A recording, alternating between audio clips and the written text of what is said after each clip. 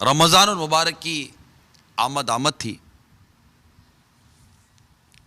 اور مشہور مورخ، تاریخ لکھنے والا مورخ کہتے ہیں جسے تاریخ لکھی ہوتی ہے، حضرت واقدی رحمۃ اللہ تعالی علیہ کے پاس کچھ نہ تھا۔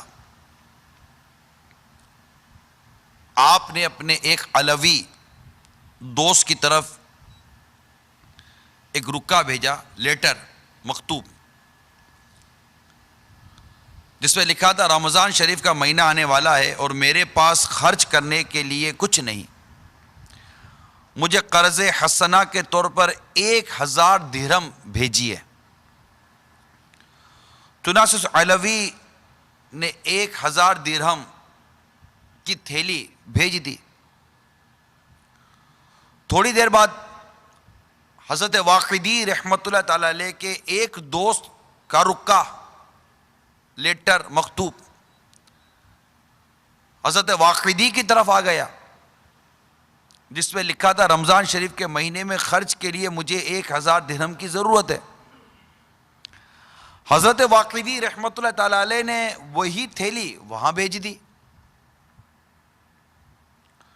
دوسرے روز وہی علوی دوست جن سے حضرت واقدی نے قرض لیا تھا، اور وہ دوسرے دوست جنہوں نے حضرت واقدی سے قرض لیا تھا، دونوں حضرت واقدی رحمۃ اللہ تعالی علیہ کے گھر آ گئے۔ علوی کہنے لگے رمضان مبارک کا مہینہ آ رہا ہے اور میرے پاس ان 1000 درہموں کے سوا اور کچھ نہ تھا، مگر جب آپ کا رکا آیا تو میں نے یہ 1000 درہم آپ کو بھیج دیے، اور اپنی ضرورت کے لیے اپنے ان دوست کو رکا لکھا کہ مجھے 1000 درہم بطور قرض بھیج دیں۔ انہوں نے وہی تھیلی جو میں نے آپ کو بھیجی تھی مجھے بھیج دی۔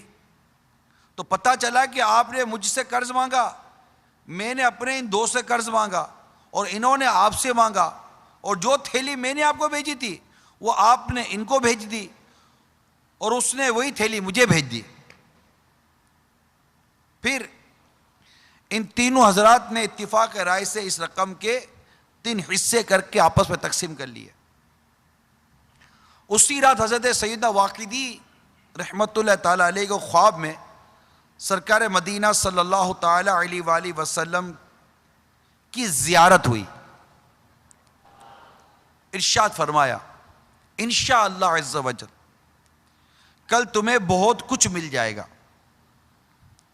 چنانچہ دوسرے روز امیر یحییٰ برمکی نے سیدنا واقدی رحمۃ اللہ تعالی علیہ کو بلا کر پوچھا میں نے رات خواب میں تمہیں پریشان دیکھا ہے، کیا بات ہے؟ حضرت سیدنا واقدی نے سارا قصہ سنا دیا۔ تو یحییٰ برمکی نے کہا کہ میں یہ نہیں کہہ سکتا کہ آپ تینوں میں سے کون زیادہ سخی ہے، آپ تینوں ہی سخی اور واجب الاحترام ہیں۔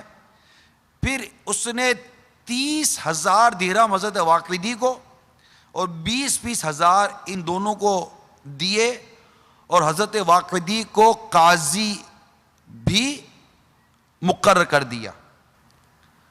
سخاوت اور ایثار کا یہ عظیم الشان منظر ملاحظہ کیا کہ ہمارے اسلاف رحمہم اللہ تعالی میں کس قدر اپنے بھائیوں کی تکلیف دور کرنے کا جذبہ تھا۔